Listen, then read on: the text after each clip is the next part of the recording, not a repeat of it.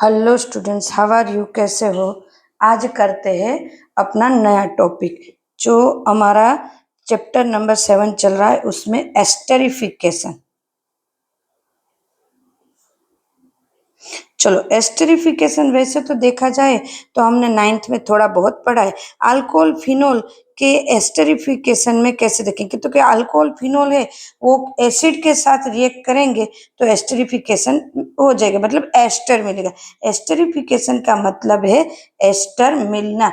Ester मतलब COO, बराबर है। एक तरफ आर होगा और दूसरी तरफ भी आर होगा, इसको कहेंगे एस्टर। अगर एस्टर लेना है मुझे तो डबल ओ होने चाहिए, तो यहाँ पे ROH फिनोल ले लेते हैं, देन एसिड लेते हैं। याद आ रहा है तो आगे भी हम इसको कर चुके हैं, कोई बात नहीं, याद नहीं तो फिर से हम करेंगे, बार बार करेंगे तो याद रह जाएंगे। कुछ नहीं, एसिडिक मीडियम में उसको रिएक्ट करना है। रिएक्शन होती है यहाँ से OH और यहाँ से H, देखो यहाँ से H यहाँ से OH रिलीज होता है, मतलब H2O रिलीज होगा। Clear students? H2O रिलीज होगा। AR लो या R लो, ओब्लिक करा है AR या R दोनों के बीच में, तो क्या मिलेगा मुझे? तो R के साथ CO, यहाँ पे भी बराबर है, दिखाई दे रहा है स्टूडेंट्स, CO। क्लियर है स्टूडेंट्स? फिर ये O और ये R डैश। Clear students? तो ये मिल रहा है, यहाँ पे भी R है, यहाँ पे भी R है, तो ये COO ये इसके साथ अटैच हो जाता है, तो O and then OR dash, मतलब मैंने ठीक से लिखा है। बाकी अगर लिखते तो इसको ऐसे लिखते जैसे टेक्स्ट बुक में है वैसे, R, ये R, फिर इसका O, फिर ये CO and then R dash, पर मैंने साथ में लिखा COOR डैश। Clear students? तो ये इस तरह से बनता है। Now this is reversible process, इसीलिए यहाँ से प्रोडक्ट जैसे ही मिलती है उसको तुरंत ही वाटर के साथ रिमूव किया जाता है। यहाँ से ले लेना है, नहीं तो फिर से ये या तो वाटर को रिमूव करना है या प्रोडक्ट को धीरे धीरे लेते जाना है। और ऑलमोस्ट सल्फ्यूरिक एसिड को ही इसमें यूज किया जाता है एसिडिक मीडियम में। नाउ देन इसके बाद RAROH। अब नाउ यहाँ पे मैंने एसिड जैसे लिया, उसी तरह एक एसिटिक एनहाइड्राइड लेते हैं ना, तो भी क्लियर होता है। एसिटिक एनहाइड्राइड मतलब R dash CO twice O। ये बनता कैसे है तो मैं यहाँ नीचे बना के दिखाती हूँ। ये R डैश CO कैसे बनता है, CO और बीच में O, और यहाँ पे दोनों के साइड में क्या होगा, R डैश। क्लियर? इस तरह से बनता है ये।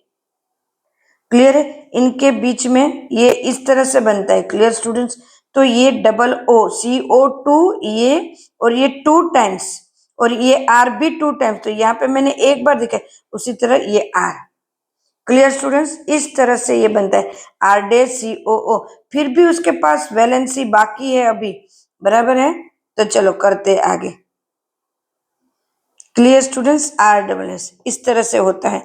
तो इसकी एसिडिक मीडियम H2SO4 के साथ रिएक्शन होती है, तो AR R यहाँ पे R डैश, दोनों में सेम, ये भी सेम, ये भी सेम। Clear students? नाउ आगे चले।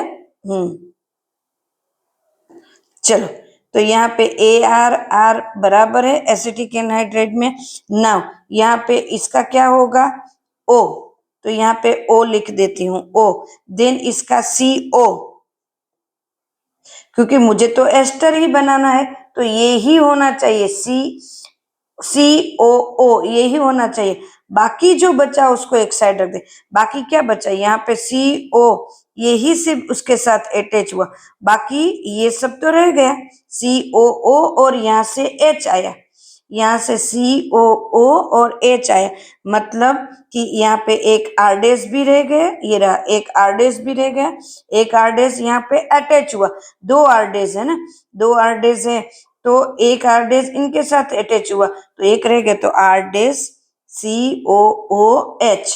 Clear students? तो यहाँ एसिड मिल रहा है, साथ में एसिटिक एनहाइड्राइड से रिएक्ट करते हैं तो एसिड मिल रहा है। यहाँ पे HCl को लिया जाता है कभी कभी, बाकी सल्फ्यूरिक एसिड ये H+ की जगह ArOH, क्लियर। एसिटाइल क्लोराइड मतलब RCOCl, उसकी बेसिक मीडियम में रिएक्शन होते हैं। बेसिक मीडियम के लिए क्या लेंगे? पिरिडीन, पिरिडीन लेंगे। RArCOO, ये ओ मैंने साथ में लिख दिया, और यहाँ से हाइड्रोजन और HCl क्यों लिया जाता है? यहाँ पे R डैश, ये R डैश। HCl क्यों लिया जाता है? यहाँ पे बनाया जाता है तो कि वो न्यूट्रलाइजेशन करते। HCl है वो बनते हैं तो न्यूट्रलाइजेशन हो जाता है, तो उसको भी तुरंत ही यहाँ से रिलीज करते जाना है, नहीं तो फिर से हो जाएगी। तो ये इतनी नहीं होती, बट ये न्यूट्रलाइजेशन के लिए हो जाता है, तो इसलिए यहाँ पे ध्यान रखना है। क्लियर है स्टूडेंट्स? नाउ नेक्स्ट, ये तो थी अल्किन की, अब है अल्किन वाली, मतलब बेंजीन वाली। एसिड लिया मैंने और ये ले लिया, एसिड और अल्कोहल दोनों साथ में, जिसका नाम है सैलिसाइलिक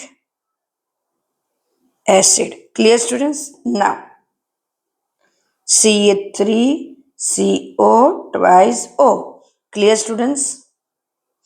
H प्लस के साथ वो रिएक्ट करते हैं तो क्या होता है? देखो एसिटिक एनहाइड्राइड है, एसिटिक एनहाइड्राइड है तो यहाँ से CO2 टाइम्स है, तो एक टाइम तो यही रिलीज होगा। तो मेरे पास पहले बाय प्रोडक्ट भी पता होनी चाहिए, और CH3 है यहाँ पे R था, तो मैं CH3COO और यहाँ से H आएगा वो रिलीज कर देती हूँ। क्लियर? और बाकी का यहीं पे अटैच होगा एस्टर, एसिड तो वैसा का वैसा रहेगा, तो क्या बनेगा? Clear students? एकदम से एसिड वैसा का वैसा रहेगा, यहां से H रिलीज होगा और यहाँ पे आएगा CH3COO।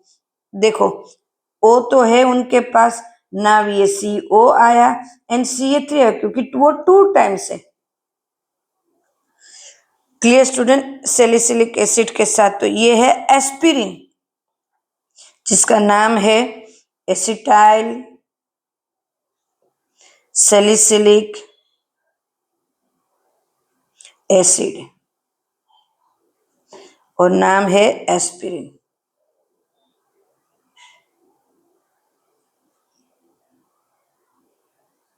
Clear students? नाउ आगे का करते हैं नेक्स्ट रिएक्शन। अब नाउ जो रिएक्शन है क्लेवेज ऑफ CO बॉन्ड, यहां से न्यू होता है cleavage of CO bond. CO bond मतलब इनको अब ब्रेक करना है, इनको ब्रेक करना है। OH एक साथ जाएगा और उनकी जगह कोई और आएगा। क्लियर है स्टूडेंट्स? हमारे पास कौन सा है? ये है, तो यहीं पे बॉन्ड ब्रेक होगा और ये जाएगा। तो चलो हाइड्रोजन हैलाइड के साथ फर्स्ट रिएक्शन है हमारी, हाइड्रोजन हैलाइड के साथ।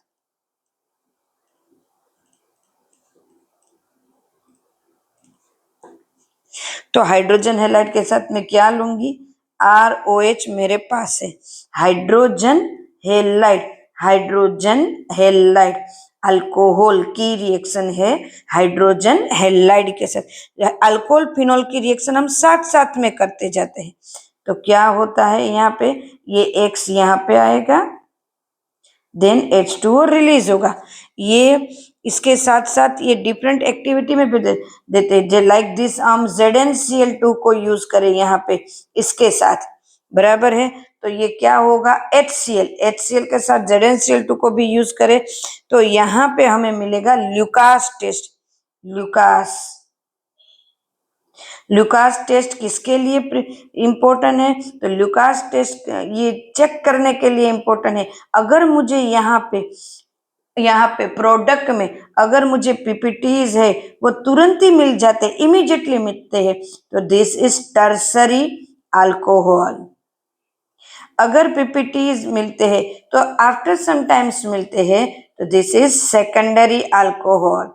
और कलर चेंज होता है ये तो पीपीटीज नहीं मिलते हैं, बराबर, तो दिस इज प्राइमरी अल्कोहल। तो ये टेस्ट है वो अल्कोहल की परख करने के लिए भी इम्पोर्टेंट है, अल्कोहल को चेक करने के लिए प्राइमरी सेकेंडरी टर्सरी है कि नहीं, तो इसको ल्यूकास टेस्ट कहते हैं। This is Lucas test students. Next है सेकंड वाली क्या है? तो कि सेकंड वाली है वो है फॉस्फोरस ट्राईहेलाइड। तो मैं ये लिख सकती हूँ PCl3।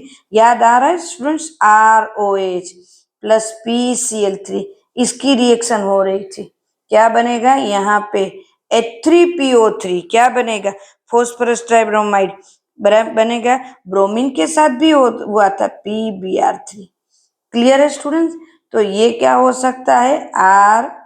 RCl और H3PO3 एंड देन Cl भी ज्यादा है और BH3 किसके साथ कर रहे हैं उसके ऊपर डिपेंड है।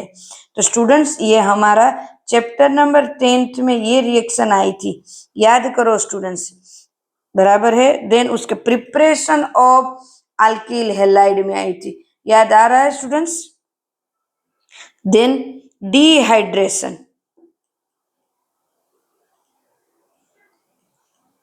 डिहाइड्रेशन स्टूडेंट्स क्या है? तो हाइड्रेशन में वाटर को जाने देना है, मतलब उसको रिलीज कर देना है। तो मेरे पास अब क्या है? चलो उसमें एसिडिक मीडियम लेना पड़ेगा। एसिडिक मीडियम के लिए हम H2SO4 भी ले सकते हैं, देन H3PO4 भी ले सकते हैं। क्लियर है? प्रोटिक एसिड उसको बोला जाता है। तो उसके लिए पहले अल्कोहल तो ले ले, ABH ये भी OH। क्लियर है? तो यहाँ से OH जाएगा, यहाँ से H जाएगा। हीट करना पड़ेगा स्टूडेंट्स, हीट एंड इसको H प्लस, मतलब इनमें से कोई भी। तो अब देखो ये जाएगा तो डबल बॉन्ड हो जाए, create double bond. Clear students? जैसे मैं करवाती हूँ वैसे याद रखो। कोई कोई ऐसे भी करवाते हैं कि पूरी टेक्स्ट बुक ही बोल देते। मैं टेक्स्ट बुक नहीं मैं आपको शॉर्टकट बताती हूँ कि इसको ऐसे याद रखना है। फिर आप पढ़ोगे, फिर आप टेक्स्ट बुक को रीड करोगे तो आपको इजीली याद रह जाएगा स्टूडेंट्स। एक और एग्जांपल ले लेते हैं C2H5OH का, बराबर है, जिसको H2SO4 के साथ, मतलब ये क्या है? Ethanol. 443 kelvin. CH2 double bond CH2, यही है पर एक और अच्छे से करा हमने, बराबर है। चल हुआ, बहुत इजी है। 443 केल्विन के। चलो सेकेंडरी और टर्सरी के साथ भी हम कर देते हैं। चलो सेकेंडरी वाला ले लेते हैं एग्जांपल, सेकेंडरी वाला ले लेते हैं।